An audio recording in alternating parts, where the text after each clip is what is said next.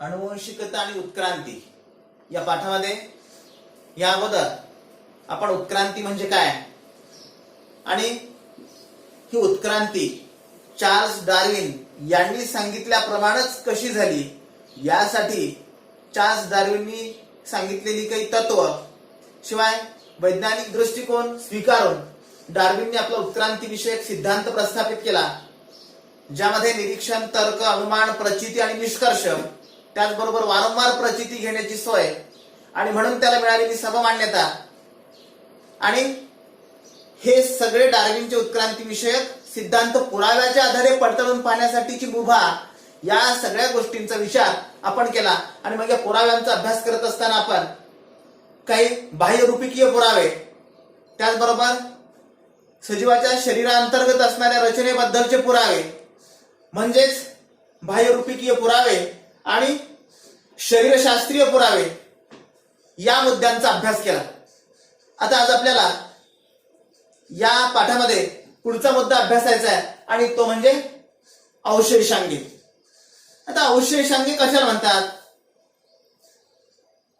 अवशेष अंगे या दोन अक्षरी शब्दामध्ये दोन शब्दांची जोड करून एक शब्द तयार झाला, अवशेषांगे. अवशेष या शब्दांचा अर्थ आहे, अवशेष म्हणजे शिल्लक राहिलेला आणि अंग म्हणजे शरीराचा एखादा अवयव. आता शरीराचा एखादा अवयव कशापासून तयार होतो? कुठल्याही सजीवाच्या शरीरामधले अवयव हे पेशींपासून तयार झाले.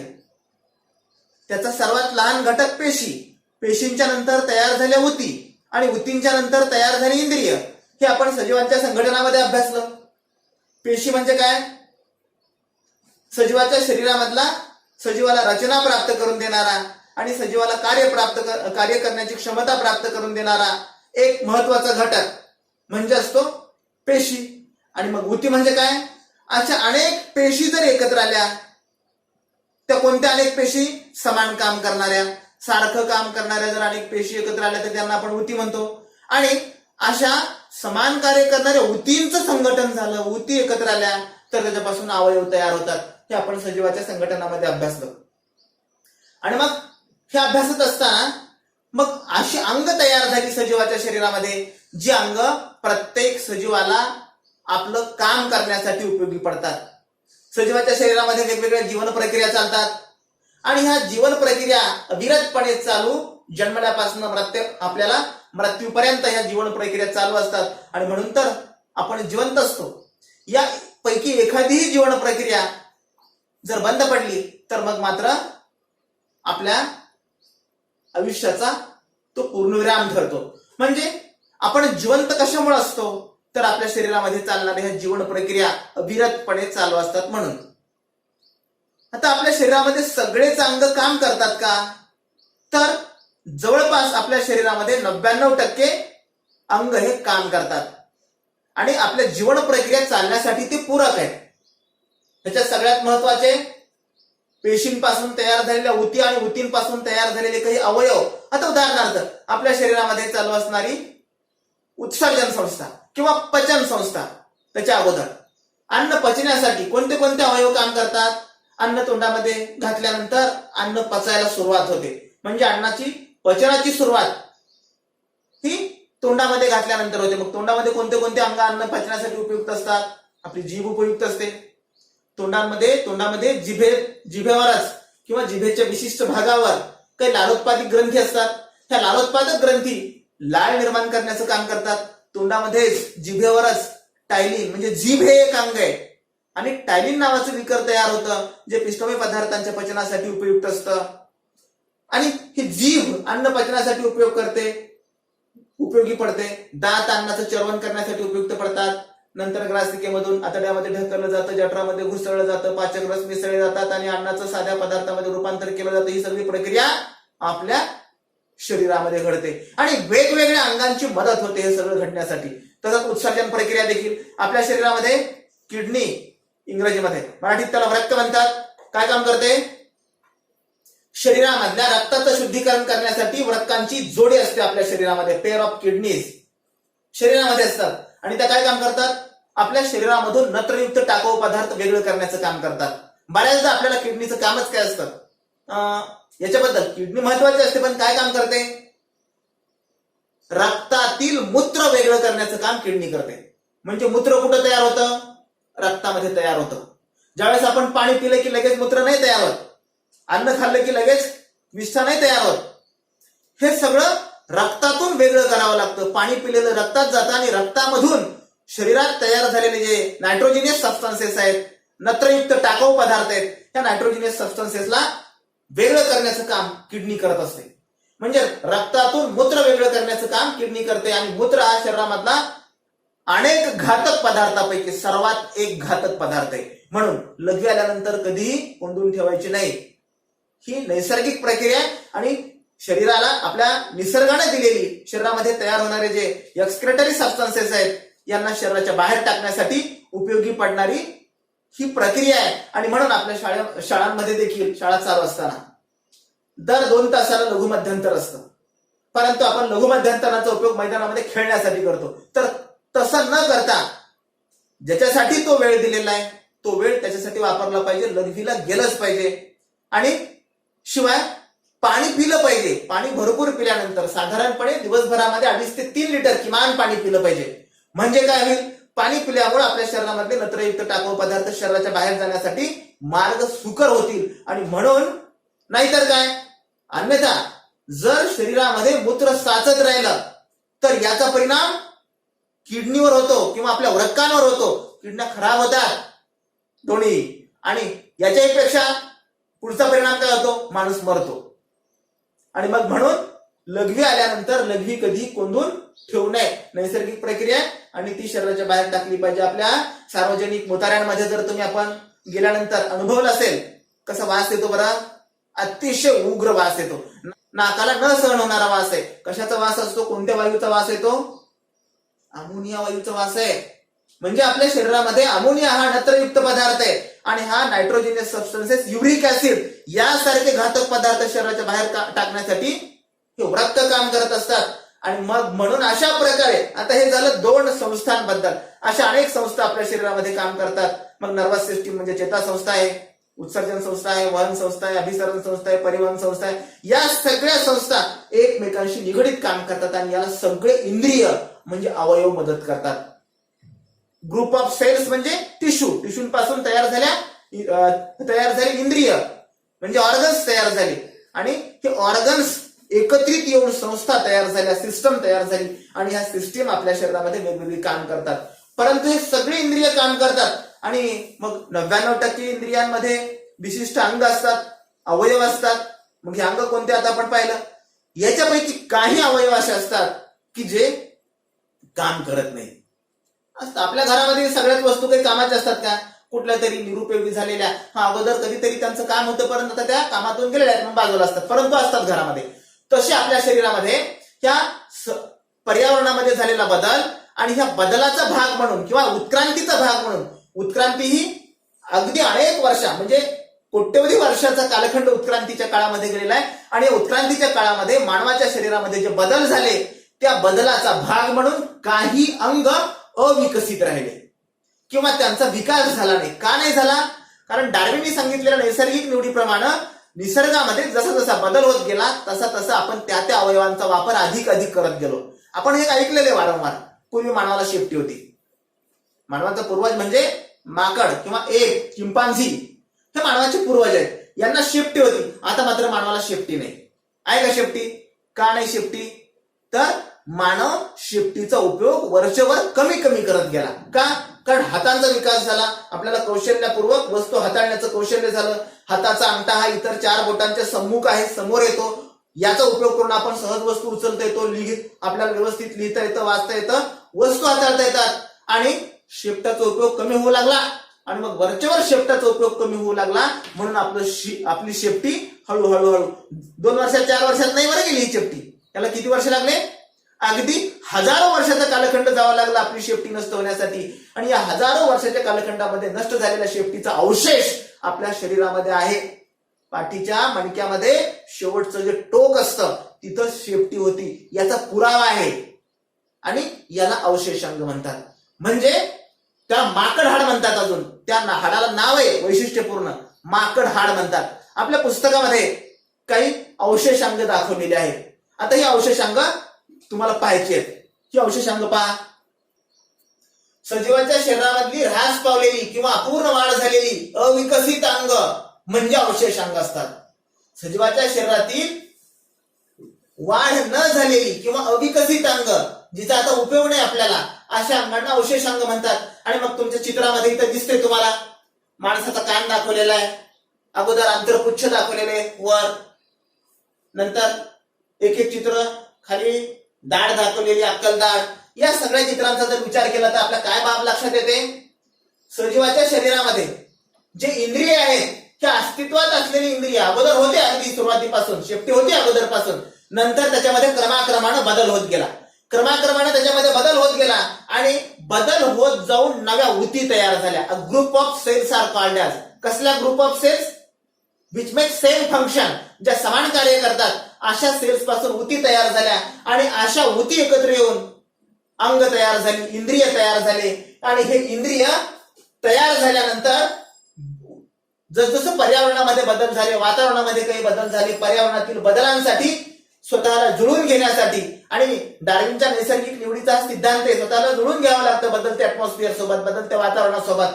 आणि मग या बदलासाठी ही आवश्यकता असते जुळून घेण्याची. आणि हे करत करत मग नव्या अंगांचा अधिक विकास झाला किंवा ज्या अंगांचा आपण उपयोग केला नाही ती अंग विकसित राहिली आणि वेगळ्या वेगळ्या परिस्थितीमध्ये अशी इंद्रिय मग कालांतराने निरुपयोगी झाली. उदाहरणार्थ मगाशी सांगितलेला शेपटी नावाचा अवयव आता शिल्लक नाही, परंतु माकड हाड मात्र शिल्लक आहे.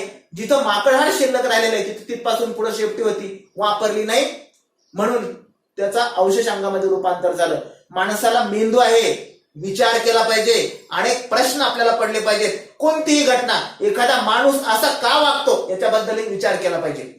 म्हणजे प्रत्येक काची उत्तरं जर शोधण्याचा आपण प्रयत्न केला तर मेंदूला कार्यक्षम ठेवलं जाईल आणि मेंदू कार्यक्षम राहिला तर आपले विचार करण्याची क्षमता प्रगल्भ होईल. अन्यथा काही विचार करायचा नाही, घडला असेल, होत असेल, या सगळ्या प्रश्नांच्या उत्तरासाठी आपण जर कोणाला तरी एका अव्यक्त शक्तीला जबाबदार धरत असू तर मग मात्र मेंदूचा विकास होणार नाही. आणि मेंदूचा विकास झाला नाही तर डार्विनच्या नैसर्गिक निवडीच्या सिद्धांताप्रमाणे मेंदू सुद्धा विचार केला नाही तर तसं होणार नाही. परंतु जे विचार करत नाहीत त्यांनी विचार केला पाहिजे, प्रत्येक काचं उत्तर शोधलं पाहिजे. यासाठी हे मुद्दाम म्हणून सांगतोय. आणि म्हणून ज्या अंगांचा आपण वापर वारंवार करतो ती अंग अधिक विकसित होत असतात आणि ज्या अंगांचा उपयोग केला नाही ते काळाच्या ओघामध्ये निरुपयोगी होत जातात आणि निरुपयोगी झालेली अंग त्यांचा अवशेष म्हणून शिल्लक राहतात शरीरामध्ये.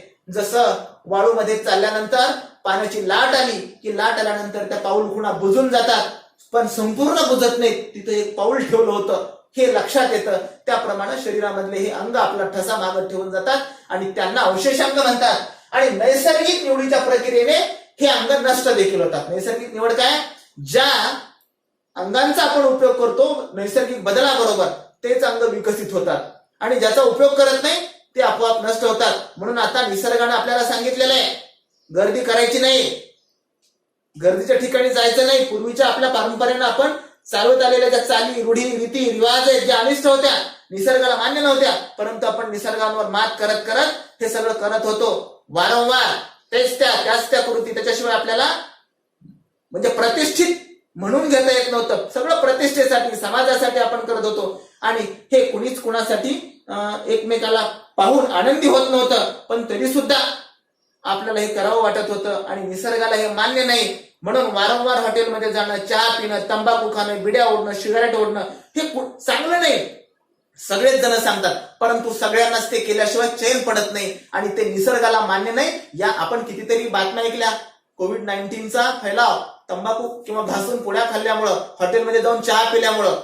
घरी एक वेळेस घ्या ना, हॉटेलमध्ये जाऊन काय गरज आहे करायची. म्हणून याचं सार्वजनिकीकरण, हा निसर्गाला जर हे आवडत नसेल, निसर्ग नियमामध्ये जर बसत नसेल, नियम सर्वांसाठी असतात आणि ज्यांना नियम नकोय त्यांच्यासाठी, शहरांना नियम नकोय, याचा जर आपण विचार केला कुठल्याही मोठ्या शहरांचा, अगदी चीनचं वुहान असेल किंवा अमेरिकेमधलं न्यूयॉर्क असेल, लंडन असेल, पॅरिस असेल किंवा आपलं मुंबई, चेन्नई, बेंगळूर असेल, या सगळ्या शहरांचा जर विचार केला तर हे नियम नकोय आणि म्हणून वारंवार आपल्यावर संचारबंदी लागली जाते. कारण नियम पाळा, नियम पाळेल नैसर्गिक निवड आहे, ही नैसर्गिक निवडीचा नियम आहे. म्हणून आपण गर्दीच्या ठिकाणी जाणं टाळलं पाहिजे. उगाच स्वतःला फिरवण्यासाठी, मिळवून घेण्यासाठी म्हणून कुठं बाहेर जाणं टाळलं पाहिजे. घरीच राहा, सुरक्षित राहा आणि अभ्यास करा. आणि या परिस्थितीमध्ये आपण ज्या तंत्रांचा उपयोग करू ते तंत्र विकसित होतील, ज्या माध्यमांचा उपयोग करू ती माध्यम आपल्या उपयोगी पडतील. आणि हा नैसर्गिक निवड आहे. शिवाय रवंथ करणाऱ्या प्राण्यांचा जर विचार केला तर रवंथ, तुम्हाला इथे एक आकृती दिसते. रवंथ करणाऱ्या प्राण्यांमध्ये अंतरपुच्छ म्हणजे आतड्याच्या शेवटी असणार एक अवशेष आहे, दाखवलं तिथं अंतरपुच्छ म्हणून. त्या अवशेषाला आपल्या मानवामध्ये त्याचा उपयोग नाही, परंतु रवंथ करणाऱ्या प्राण्यांमध्ये त्याचा उपयोग आहे. आणि याच्या अगोदर आपण अभ्यासलं की सगळेच एकमेकांचे आपण जवळचे रिलेटिव्ह आहेत, नातेवाईक आहेत, आपला परस्परांशी संबंध आहे. म्हणजे रवंथ करणारे प्राणी आणि आपण एकाच प्रवाहामधून आलेलो आहेत, एकमेकांशी आपली काहीतरी संलग्नता आहे. म्हणजे आपल्यामध्ये तुझा आपण त्याचा उपयोग केला नाही, रवंथ केलं नाही आपण, म्हणून ते नामशेष झालं. परंतु नामशेष झालं असलं तरी त्याची पाऊल खून, त्याचा अवशेष शिल्लक आहे आणि त्याला आपण अपेंडिक्स म्हणतो किंवा अंतरपुच्छ म्हणतो. अंतरपुच्छ जर अवघड वाटतं. अंतर म्हणजे आतड आणि पुच्छ म्हणजे शेपटी. शेपटीसारखा भाग आहे त्याचा शेवटी दाखवलेला. ते जर वाढलं अजून परत तर आपल्याला टोचायला लागतं, पोट दुखतं, दवाखान्यात गेलो की डॉक्टर म्हणतात कट करायचं. कट करणं खरं तर अनैसर्गिक आहे. शरीरामध्ये जे जे आहे ते सगळं नैसर्गिक आहे आणि नैसर्गिक निवडीच्या विरुद्ध आपण जे जे करतो ते अनैसर्गिक असतं. आता अपरिहार्यता म्हणून आपल्यालाही ते नको असतं. पटकन एखादा अवयव काढून टाकणे हे नैसर्गिक निवडीच्या विरुद्ध आहे. म्हणून ऑपरेशन हे पर्याय म्हणून स्वीकारलेली गोष्ट आहे. रवंथ करणाऱ्या प्राण्यांमध्ये अंतरपुच्छ असतं, तर मानवामध्ये मात्र हे नसतं किंवा अवशेषाच्या रूपामध्ये अस्तित्वात आहे. मानवामध्ये असे अनेक अवशेष आहेत, अवशेषांग आहेत. उदाहरणार्थ अक्कलदाढ आहे, कानाचे स्नायू आहेत. कानाचे स्नायू, माकडाला ते कान हलवण्यासाठी अजूनही ते माकडानं वापरत गेला कान. माकडामध्ये कान आहेत, आपले कान हलत नाहीत म्हणून कानाचे स्नायू खुंटले, अवशेषाच्या रूपामध्ये शिल्लक राहिले. पूर्वी गोरिलाच्या अंगावर किती मोठे केस होते, आता माणसाच्या अंगावर किती केस आहेत. म्हणजे या केसांचा उपयोग त्याने वारंवार करत गेला संरक्षणासाठी. माणसानं मात्र कपडे घालण्याचं तंत्र स्वीकारलं.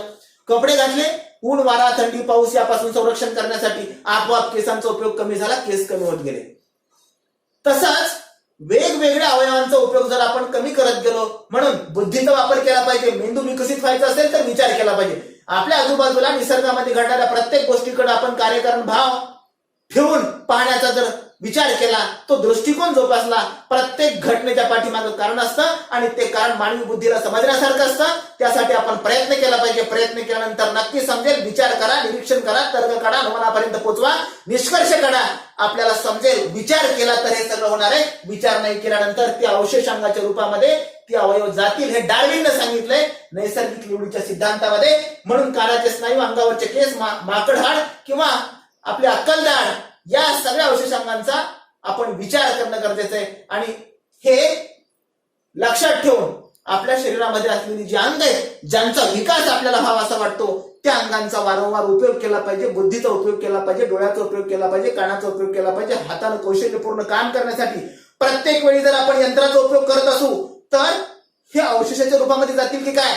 कारण लिहिण्याचं कौशल्य, हाताने लिहिल्यानंतर सुंदर अक्षर येत होतं. आम्हाला लक्षात आहे आमचे गुरुजी फळ्यावर सुंदर अक्षर लिहित होते आणि सुंदर अक्षर लिहित होते, त्यांच्यासारखं लिहावं असं वाटत होतं. आता मात्र प्रत्येक ठिकाणी कॉम्प्युटर आणि टाईपरायटर याचा जर उपयोग करत गेलो आपण तर लिहिण्याची कला अस्तंगत होईल की काय आणि बोटांचा विकास खुंटेल की काय. अशा प्रकारचे प्रश्न या डार्विनच्या उत्क्रांतीविषयक सिद्धांताचा अभ्यास केल्यानंतर आपल्या मनामध्ये यायला हवेत. आणि जर या प्रश्नांचं उत्तर आपल्यासाठी नकारार्थी असेल, आपले अवयव विकसित राहायला पाहिजेत, अवशेषांगाच्या रूपामध्ये त्यांचं परिवर्तन होऊ नये असं जर वाटत असेल तर आपल्या अंगांचा वापर आपण वारंवार कार्यक्षमतेनं करण्याचा प्रयत्न केला पाहिजे. आपल्या बाजूला घडत असणारे जी स्थित्यंतर आहे त्याच्याकडे आपण या नैसर्गिक दृष्टिकोनातून पाहिलं पाहिजे. प्रत्येक गोष्टीच्या पाठीमागं कारण असतं, प्रत्येक वर्तनाच्या पाठीमागं कारण असतं आणि निसर्गामध्ये घडणाऱ्या घटनांच्या पाठीमागं देखील कारण असतं. ते कारण मानवी बुद्धीला समजण्यासारखं असतं आणि यासाठी विचारांची आवश्यकता असते. विचार मेंदूच्या साह्याने होतो. मेंदू विकसित व्हायचा असेल तर मेंदूचा वापर वारंवार व्हायला हवा. लक्षात आला असेल अवशेषांग म्हणजे काय.